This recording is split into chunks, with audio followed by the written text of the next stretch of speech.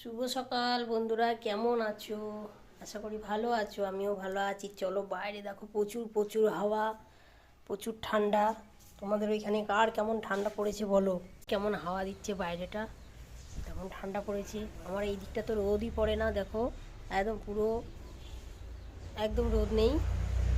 আর সামনে পুকুর, প্রচুর প্রচুর ঠান্ডা দিচ্ছে, হাওয়া দিচ্ছে।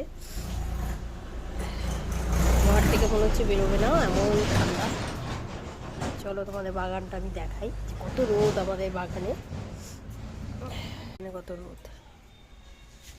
আজকে গাছটায় বেশি ফুল ফোটেনি না দিদি? ও,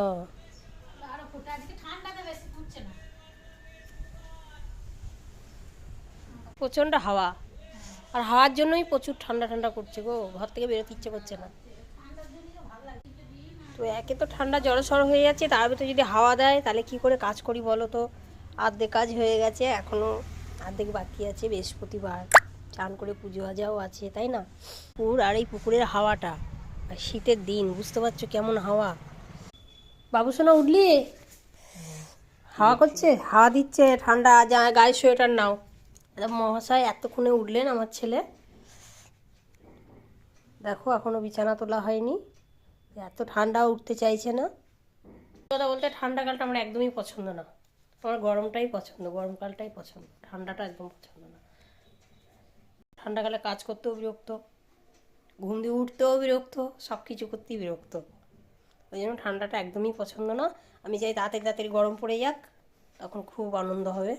ঠান্ডা পছন্দ বলো, আর কার কার ঠান্ডা পছন্দ না সেটাও বলো। আমার কিন্তু ভাই পছন্দ না। তো চলো, তোমার দাদাভাই বাথরুমে গেছে হি হি করতে করতে, আসুক, আমি ওকেও শুটিং করে তোমাদেরকে দেখাবো। যে